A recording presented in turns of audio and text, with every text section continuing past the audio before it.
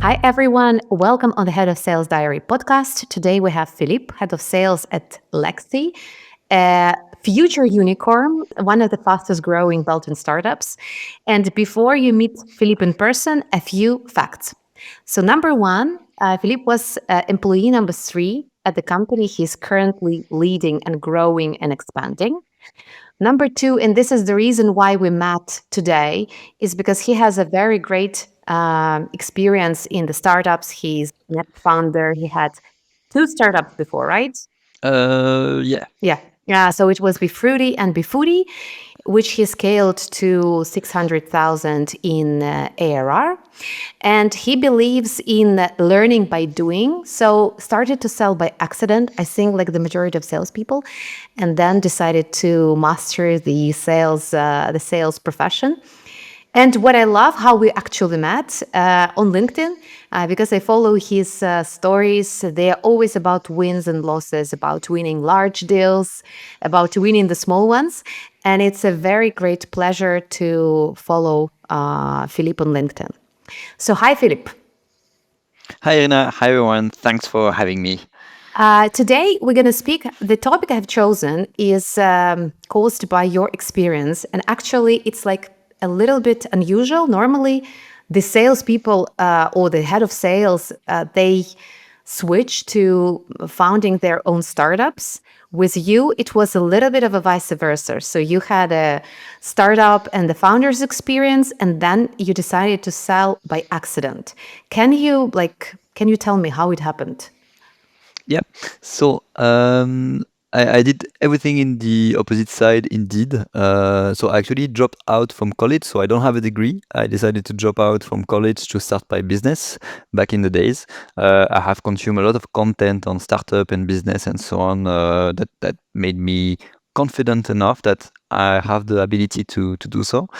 So I start my first SaaS, smoothie as a service business actually. So that's also a Mhm. little trait. Oh. I was selling smoothies, so the drink, as a service through a subscription to Mm. companies, Mhm. right? And in order to get my 200 first customers, I had to pick up the phone and get secretaries in medium to big companies and try to pitch for a free trial, meaning coming on site with bottles of smoothies and have people to drink some to try to sell them a subscription. Mhm. So that's how I got my first 200 clients there. And as a founder, if you like, in order to build a business, you need two things. You need to be able to build and you need to be able to sell. If you can do both, you can literally do whatever you want. If you master at least one of the two, rather you find a co-founder or you join a great company and you help them scale. Mhm. Um, so I start as a founder. I did that for 4 years.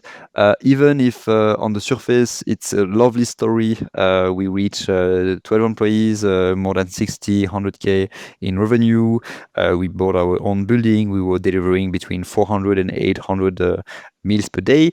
An association, it's a bit like a marriage with the main subject being money Mhm. and problems. So I end up divorcing from my associate and I actually quit my business. And that has been a very painful and costly process. Mhm. So I had the obligation actually to find a job because I couldn't afford starting a new project. And this is how I ended up being an employee. I've been working at Odoo, a very Yeah. famous company in Belgium, and I got the chance to work there as a consultant, Mhm. where I wear my IT savvy hat to help Mhm. customers to implement the solution. Um, and after that, I got the chance to find a first job in sales, and I found in sales the best combo between being a founder and being an employee. Mhm. Why that? Because I feel that sales is one of the very rare job where you can be um, owner of what you earn Mhm. because of the variable part of sales. Like basically, in order to be rich, right, to earn a lot of money, if you are an employee, and you have a linear augmentation of your salary every year, you will ended up being a bit rich or really successful financially after you are retired, right? With sales, you can accelerate that a lot, and you are also owner of your results.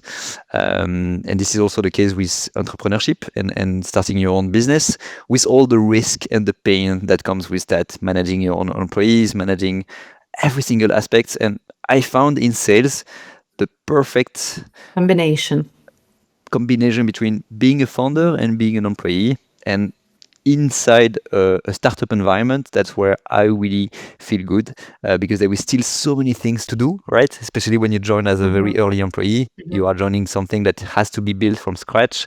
So you are not just an employee, you are almost a co-founder when you join an early startup. This is interesting. Like, you're talking with a lot of passion about the profession and everything. And I have worked with many startup founders. When the founder is selling, it's like 90% of success guaranteed. When a head of sales is selling, they're adding a little bit of a structure, a little bit of boring stuff and everything, lacking this passion. So, what is the best way for the head of sales to have this kind of a passion of a founder? Yeah. In his book, the guy, one of the early employees of HubSpot, who wrote 100 million sales machine, or the 100 million sales formula, something like that, he has a chapter regarding your first hires in a sales organization. And he believes that the best first hires that you should have in a startup is someone with an entrepreneurial mindset. And so this is joining, I think, your vision.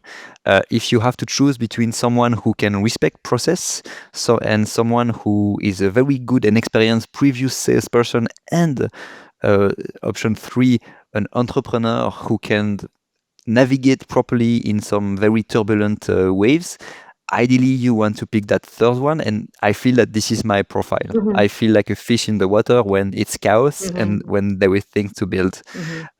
So it's very common to name those phases as founder-led growth and sales-led growth.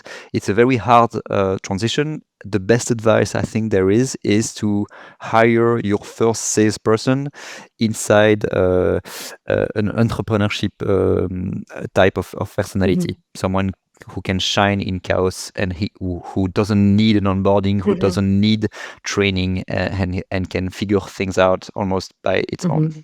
But like, when is the right time to hire head of sales? That's also like a typical problem. So I'm a founder. I don't want head of sales costs a lot of money, a good one, an independent one, and everything. Like, I want to save on the head of sales. I will just hire sales executives. Is that the right choice? When is the right time to find the sales lead? Yeah. It seems that the best moment is when you have a little bit of traction, when you have the famously called product market fit, meaning you don't have to be that passionate to sell. The pain is clearly identified. The product is robust and good enough that someone with a little bit of sales experience can sell it and doesn't need to move mountains to sell something. That's ideal when there is this product market fit, which sometimes is very hard and long to find, meaning don't hire someone too soon. This is coming back a little bit to the initial question, which is which type of profile should you hire? If you can find an entrepreneurship profile very early, that's what Lexi did with me. I was not hired as head of sales, right? I was hired by, the ambition was that I would be head of sales as soon as we start hiring more people, but I was the very first hire in sales. Before me, there was the two other employees are developers, and the rest of the team, the four co-founders are they are the four co-founders. One is IT, and one is HR and accounting and finance, and the two other ones are the CEO and the COO, who were the two first real salesperson, but they are the co-founders. And how does your team look like now? How is this structured?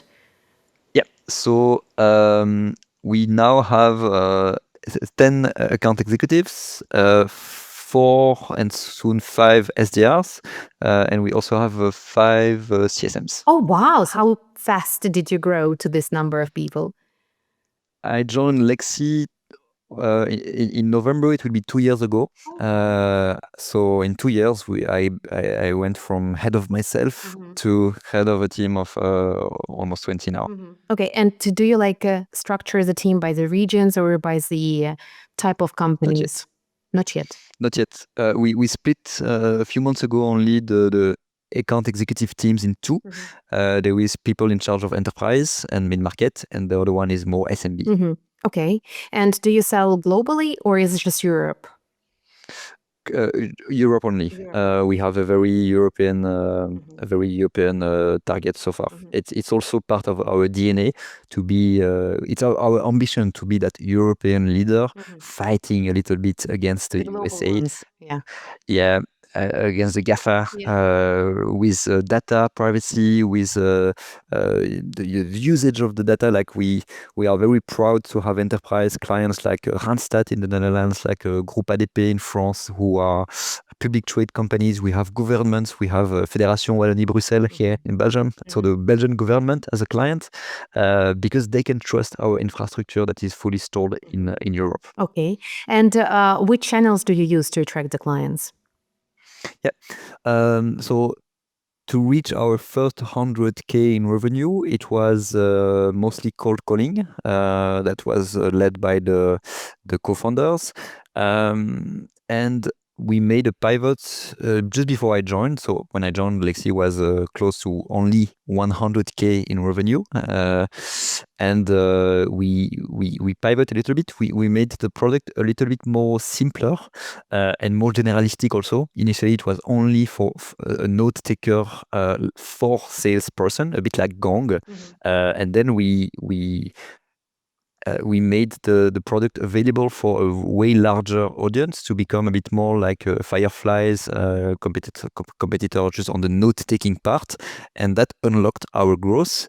And thanks to that, if you guys are familiar with note takers, as you know, there is an extra participant that joins the meeting.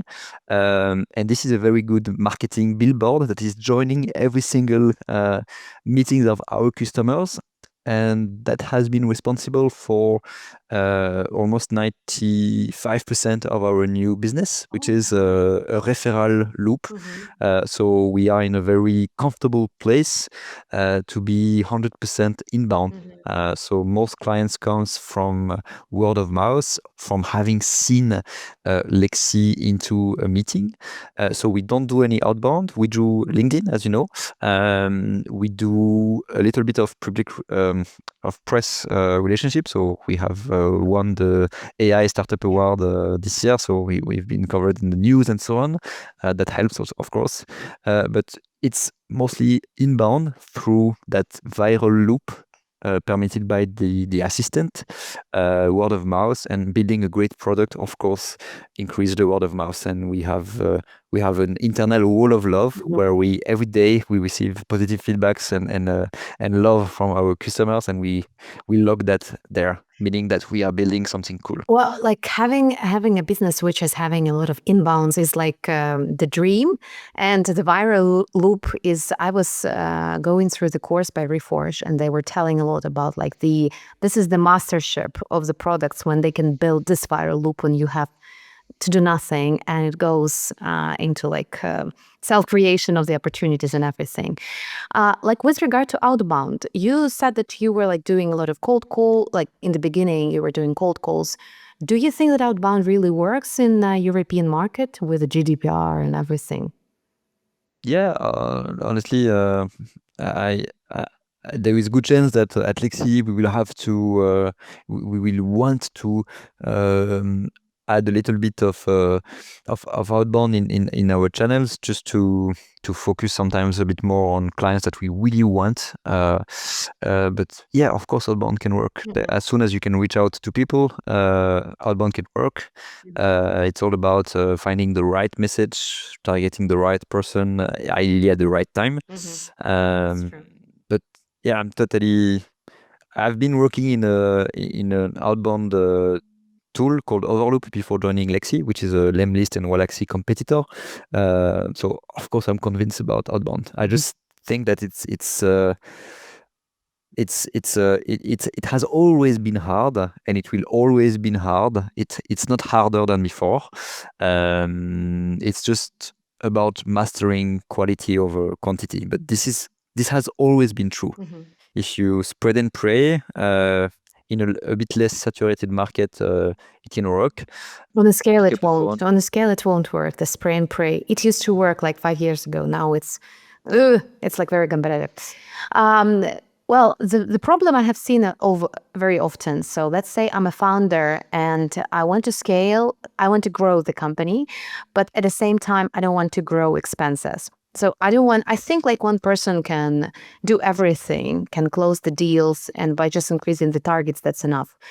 At the same time, sales leaders, they normally say, no, like you have to establish the team, you have to have SDRs, you have to have AEs, and everything should be like very structured. How do you find this kind of common ground? So your team is quite big, you know? Have you ever had a pushback from the founders saying like, oh no, like it's too much, you have to shrink it, you know, like in kind of like financial fights? Currently, no, because we are again in that luxurious place where we are growing very fast, and we are actually trying to. We want to hire more and more and more, mostly from the founder team. They say, okay, all the signs are there. Let's hire more and more and more, but on a rational basis. It's risky to grow too fast. So we prefer to hire on a slower pace to instead of raising funds and hire directly dozens of people.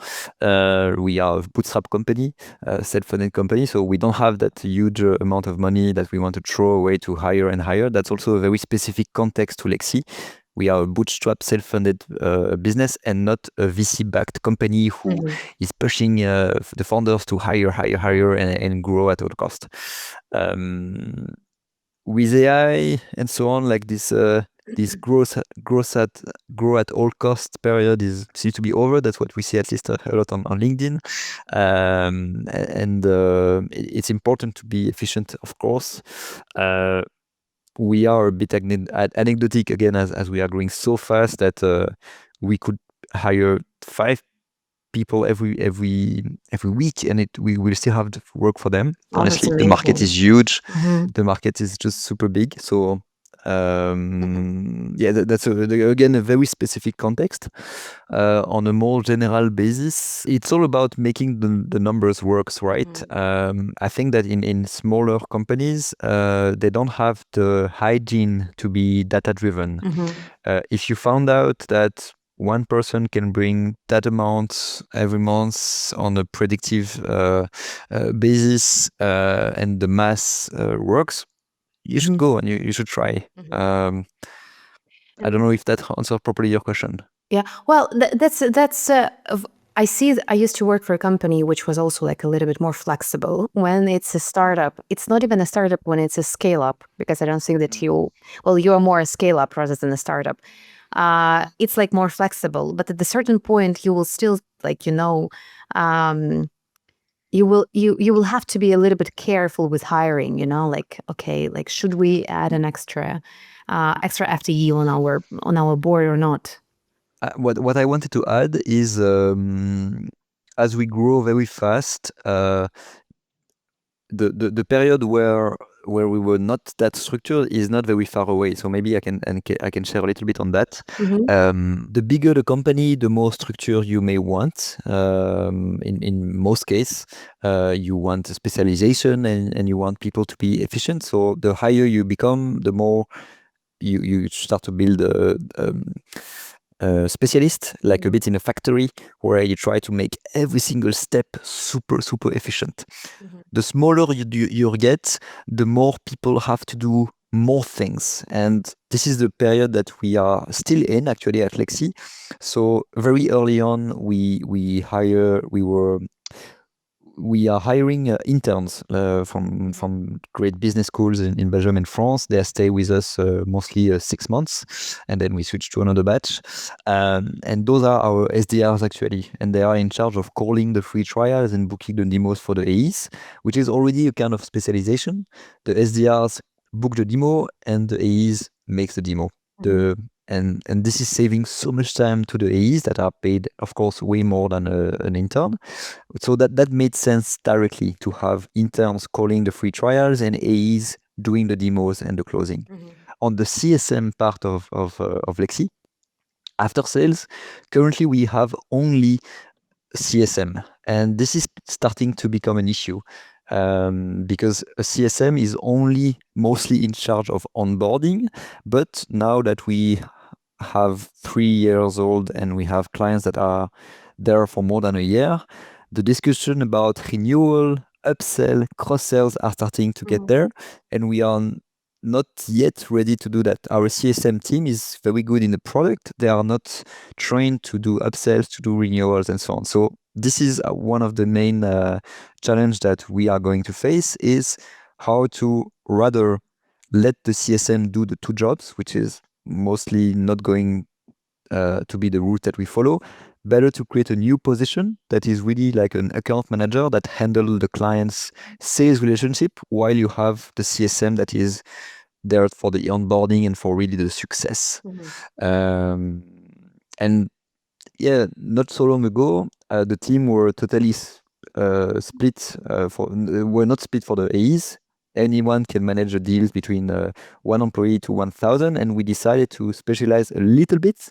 And that happened only a few, like 5 or 6 months ago. We decided, okay, let's create a mid-market and enterprise team, because it's another sport, longer process, different target, different stakeholders, different discussion, different training that we need to put in place. Different onboarding, different procurement processes. Yeah, like it's selling to a company which is 10 people and 10,000 people is like two big different deals. And when you hire the people, like you said that it's great to hire in the beginning entrepreneurial spirit salespeople. Do you still follow it when you hire to your team, or you like look more for process-driven salespeople? Now that we have the product market fit, that we have processes and so on, it's a necessity for us to hire more process-driven people.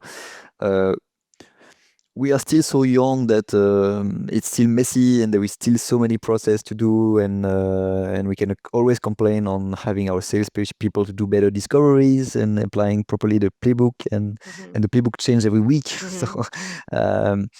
So we need a little bit someone in the middle, someone who can face chaos and is okay with changing processes every 3 to 6 months. But also we need people who are able to stick to the book, stick to the process, and when we say that a specific field need to be filled in, now they are filled in by AI thanks to Lexi. But if we update the CRM, send that follow-up email, and respect the process and log the activities, you need to be process driven. If you are too much of an entrepreneur, It will be a little bit chaotic, no? Yeah. correct. And do you think that founders should still go on the sales calls, for example, if it's like a very large customer, potential lead? Do you still have this practice? Yeah, definitely. We see that when you speak to a C-level in a bigger company, if you don't bring the C-level on your side, you are, and the competitor does, you may likely lose the deal. We call it the magic card, Yeah. and Xavier, our CEO, he really frames it that way. Please use me as your joker card. Please use me as a tool. Bring me in your meetings, and I can close the deal with you and for you in a sense when it's needed. And sometimes, like we just had the conference this morning. We had one of our colleagues who had the fourth or fifth call with a specific client. And Xavier joined that specific call, and in 30 minutes, the POC was launched. So and This is the power of founders. Yeah, this is what I tell to everybody who is a founder. So like, you should be the salesperson number one, because only you have the passion of selling your product the right way. And like for the head of sales, I often create posts on LinkedIn. Should a head of sales go on the calls? Should a head of sales do outbound, outreach, cold call, and everything?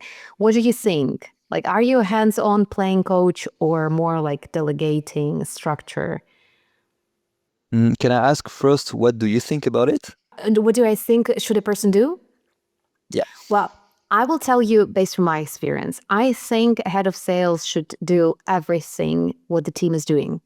And I'm going on the calls myself. I'm launching outreach campaigns. I'm parsing the leads. I shouldn't say that, but like I'm like, creating experiments, creating the copies and everything. I love it. And I have been doing it for many years. And I think that this is the only way I can coach my team when they have struggles, Because like when you do something yourself, you'll understand if you can sell it or you're not, you're gonna what are the problems, like what is the processes and everything. So my answer would be yes. But I want to hear yours. I'm aligned. It's a discussion that I have very often with myself and sometimes with the co-founders and even sometimes with my team. Like people are asking, Philippe, you're a head of sales now, almost 20 people. Why are you still selling? Even the co-founders are still selling, so the CEO and the COO. And there is that notion of leading by example that makes it just obvious that you should continue to sell. I love the story of the CEO and founder of Deliveroo, still doing every time in a while some deliveries by himself. He's taking the bike, doing the delivery, and he's living the experience of a driver and meeting clients himself because business and entrepreneurship is a contact game. It's a human to human game. If you lose the voice of the market, of the customers, you will be disrupted by the competitors who do. So, and also, it's very, very tempting and easy to get inside your golden tower and being completely blind on what are the real struggle of your teams, how painful it is to do a specific action. And if you cannot be empathic and understand truly what it costs as a human to do a specific action, it's not nice to ask people to do something that you will not be okay to do yourself. Yeah. So I'm aligned. I think you are learning so much. Leading by example is also something that makes everything super natural. Also, like no one can question your legitimacy when you are above target months over months and doing sometimes more than the colleagues who does that full time. Like all those kind of things just build authority and also to be able to understand market trends, the voice of the customers. Also, in the IT space, it's becoming such competitive that if you get too far from the market and the product, you are also not bridging the two teams that are the sales and the product team. Yeah. We have a Slack channel where every single day we post between 5 and 10 feedbacks on the product that we received from customers, something that we found out ourselves, an idea, a new features, and this is what builds the real product. Like you should not build the product based on your feeling, but based on the customer feedback. Yeah. exactly. Yeah, that's true. And like when you have described in one of your posts two types of managers: result obsessed and people focused. Which one are you? I think I know who you are, but And me, I think tell me you're first. result obsessed. No? Actually, no. No? I'm trying to be. So my reading there is from the 1 Minute Manager. I get that concept, so I don't take the credit for it. It's from the book 1 Minute Manager. And during his research, he found that there is two types of managers in companies. The one that are really oriented about results, data, and so on, and the ones who are about human. And the finding is that when managers are focused on result, on short term there is a success, but on the longer term you break people. If you are only focused on people, on the short term, you have people happy, but on the long term, the result started to drop. So the best managers are the ones who are able to manage the two. And this is where, now that I know that it's a fact that you have most of the time uh, a tendency to be one or the other, I'm fighting against myself to be both, because that's my conception of being a good manager, is to actually being able to balance the two. And I'm actually more empathic and human driven than result driven. So I have to fight against myself to put more processes, to put more results driven dashboard, and follow that on a more strict basis. Interesting, because like I had based on your posts and like knowing you're on LinkedIn, you sound like a very result driven person. Like well, I don't want to say that not empathetic, but more of this kind of personality. Uh, I'm also, of course, very driven by result as a salesperson also, but about the end result and not in the middle result. And I'm not someone very disciplined. I'm not someone really. Yeah, I'm very very spontaneous and instinctive, more than fully rational and data driven. So yeah, Yeah. but Well, I'm trying to be very both. entrepreneurial. This is like what you describe as like very entrepreneurial mindset. Yeah. Like the gut feeling and like just doing something when you feel it. What is like one founder's mindset should the head of sales adopt when they want to succeed? In all the companies that I joined, Odoo, Overloop, Lexi, I've been in love with the product so much. Like Odoo, I'm still so inspired by the Fabien, the founder. I love the product. I think it's amazing. They are disrupting the ERP space and so on. Overloop, the product team over there were rock stars. They thought about every single thing back in the days to build great outbound campaigns, mixing LinkedIn, calling, email.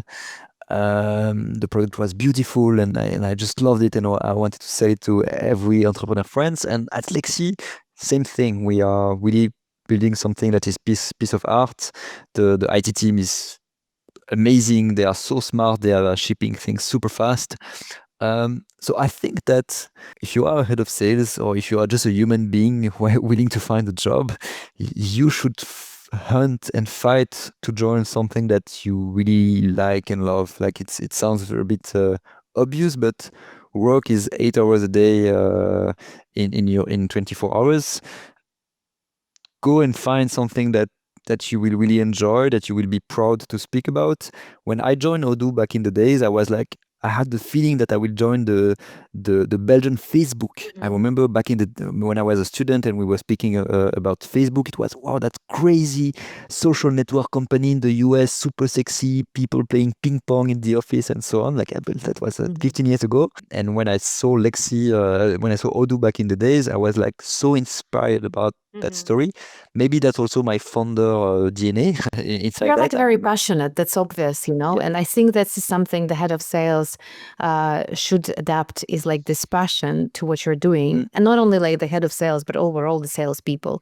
You cannot sell something you do not believe in, right? No, Yeah. exactly. Totally aligned.